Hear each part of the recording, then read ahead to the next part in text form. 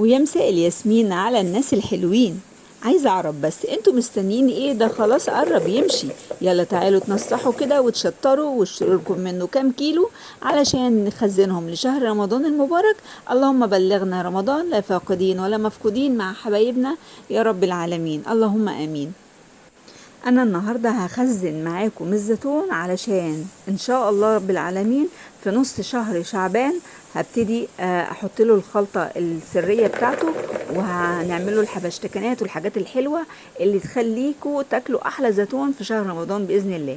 معايا من كل نوع 2 كيلو. اللي في ايدي ده الزيتون العزازي، بيكون في منه الوان مختلطة، يعني اللون الابيض المال للروز مع اللون الخصي الفاتح مع اللون الموف، هو بيجي كده 3 الوان مع بعض على حسب بقى انتي ما بتجيبي 2 كيلو 3 كيلو او اكتر او اقل، بيطلع معاكي كده من كل لون كده منه كمية، بس بيكون مختلط، بس من النوع اللي بيبقى حلو قوي قوي قوي في الاكل، حاجة كده بسم الله ما شاء الله. وده بقى اللي في ايدي برضو الزيتون البلدي، يشبه العزازي شوية بس بيكون حجمه صغنن كده، بس هو يشبهه في الالوان بتاعته، اللي هو اللون الموف الغامق على الفاتح، على الموف الفاتح على الاخضر الخصي، بس الحجم بتاعه بيكون صغير، وحجم الزيتونية بيبقى مدور كده وفاتح، عكس الزيتون البلدي الصغير اللي لونه اخضر قوي، ده غيره خالص. تمام. اما ده بقى فالزيتون التفاحي، بنقول عليه تفاحي لان هو يشبه التفاحة بس مصغرة، ولونه اخضر قوي زي لون التفاح الاخضر كده. تمام. زي ما انتوا شايفين انا جايبه من كل نوع 2 كيلو، غسلتهم بدل المره 3 4 مرات، وفي اخر مره سبتهم ربع ساعه في الميه علشان برضو ابقى متاكده ان مفهومش اي اتربه او اي حاجه. بعد كده صفيتهم كويس قوي من الميه، ودلوقتي هنقول لكم هنستخدمهم ازاي او هنخزنهم ازاي. بصوا بقى، انا ولا بشقه بالسكينة ولا بخرمه بالشوكة ولا حتى بدق عليه بالهون ولا حتى بنقعه في المية. زي ما انتوا شايفين كده، انا عايزة الزيتون بتاعي يبقى زي زيتون المحلات بتاعة الترشي او بتاعة المخللات، ويبقى كمان احلى منهم بكتير، تاكلوا احلى شوية زيتون هتدعولي عليهم. بس اتبعوا الطريقة دي، طريقة تخزين ممتازة ممتازة مجرباها من سنين. دلوقتي بقى هنعمل مع بعض مية التخليل اللي هتحفظ لي الزيتون معايا عشان يقعد معايا التلات 4 شهور الجايين دول. على كل كيلو من الزيتون بنحط لتر من المية، ولتر المية بيبقى عبارة عن 4 كوبايات من المية، كل كوباية عليها معلقتين من الملح، كل كوباية مية عليها معلقتين من الملح. انا هنا حطيت المية وحطيت الملح ودوبتهم كويس قوي قوي قوي. بعد كده بقى هصب بقى ايه الزيتون بتاعي، اكبسه في قلب البرطمانات بتاعتي عشان بلاستيك، فانا غسلتها بميه سخنه وعقمتها بمعلقه من الخل، وبعد كده صفيتها كويس قوي قوي، وبعد كده حطيت فيها الزيتون. خدوا بالكم من التعليمات اللي انا بقول لكم عليها دي. انما لو البرطمان بتاعك ازاز، فانت هتعقميه يا اما على عين البوتاجاز، تمسكي كده تولعي العين وتعقميه، او تسخني الفرن وتطفي الفرن وبعدين تقلبي البرطمان الازاز جوه الفرن. تمام. انا دلوقتي البرطمانات بتاعتي هبتدي بقى بعد ما كبست الزيتون فيها، هبتدي احط لها المحلول الملحي اللي انا عاملاه للزيتون. والمحلول ده يا جماعة مية وملح فقط، بيحفظ الزيتون معاكي ان شاء الله 4 5 شهور لقدام.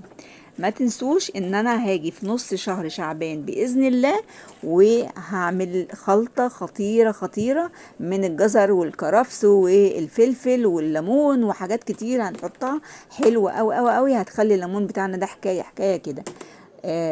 عايزه اقول لكم على حاجه مهمه جدا، الميه اللي انا استخدمتها في تمليح الزيتون ميه سابقه الغلي، يعني انا غليتها الاول وبعد ما غليتها سبتها تبرد تماما، ودلوقتي ضفتها للزيتون.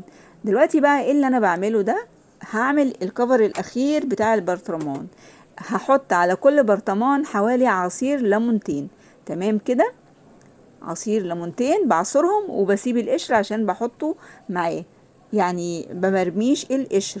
تمام كده. وعندي جزر هنا متقطع او جزر مبشور ايا يكن، تاخدي شويه كده منه وتحطي فوق البطرمان في البق بتاع البطرمان من فوق. تمام.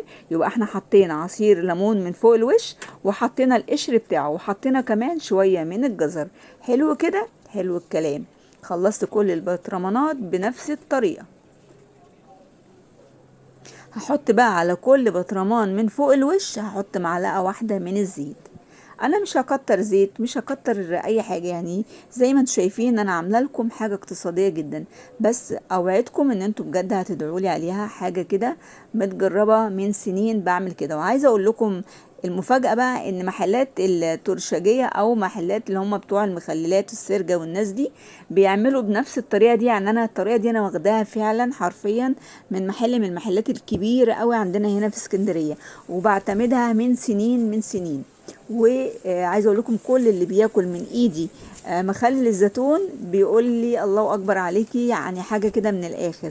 بيقعد عندي والله من السنه للسنه مقرمش ومخرفش وبسم الله ما شاء الله. طبعا لما نيجي في نص شهر شعبان هنعمل جزء تاني تكملة للجزء بتاع النهاردة. احنا هنا النهاردة بنخزن الزيتون علشان نعمل منه احلى زيتون مخلل لشهر رمضان.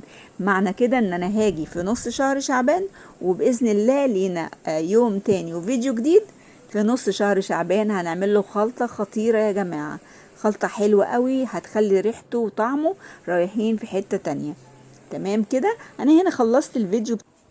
بعد اذنكم تشيروا الفيديو لحبايبكم ولاصحابكم علشان الفيديو يوصل لكل الناس، ده اذا عجبكم المحتوى بتاعي، ودعما منكم ليا علشان استمر وعلشان القناة تكبر، ومش هتكبر غير بيكم. بعد اذنكم لايك وشير واشتراك في القناة علشان الفيديو يوصل لكل الناس. انا عزة سعيد، واتمنى من الجميع ان انتوا تدعموني بالحاجات اللي انا قلت عليها، وبشكركم مقدما. وعايزه اقول لكم على حاجه مهمه جدا قبل ما اقفل الفيديو. طبعا يبان لكم ان انا بقفل البطرمانات وايه خلاص كده خلص الفيديو. انا عايزه اقول لكم ان انا قبل ما اقفل البطرمان سبته حوالي من نص ساعه لساعه الا ربع علشان اتاكد ان منسوب الميه وصل للحد المظبوط، علشان ما يبقاش عالي قوي فلما اقفل عليه يبتدي يتدلدق، وده اللي بنشوفه من بعض الشكاوى اللي بتجيلنا. فانتي ما تقفليش البطرمان على طول، تتأكدي ان خلاص مفيش اي مية ممكن تتكب منه بعد ما تقفليه. الحاجة التانية، انا بعد ما خلصت قفل البطرمانات زي ما شفتوا كده بالطريقة المظبوطة جدا، ان احنا بنحط كيس وبعدين نلبس الغطا في قلب الكيس ونقفل عليه. الحاجة التانية ايه الاهم، ان كل بطرمان من البطرمانات دي هنلبسها في كيسين من الاكياس الشفافة اللي احنا عادي اللي بنشتري بيها الاكل او الحاجات دي. وبعد كده الحاجة التالتة بقى ايه الاهم من كل ده، ان انتي تاخدي البطرمانات بتاعتك دي اللي هي هتتخزن عشان شهر رمضان تحطيها في اي مكان فيه رطوبة.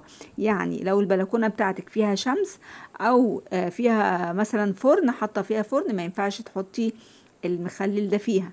لو عندك اي مكان في البيت يكون في درجة حرارة عالية، بلاش تحطي اي مخلل جنبه، عشان ده من الحاجات اللي بتفسد المخللات. فاحنا لازم نراعي الحتة دي، خصوصا ان احنا الزيتون بتاعنا ده هنخزنه، فهتحطيه في مكان رطب.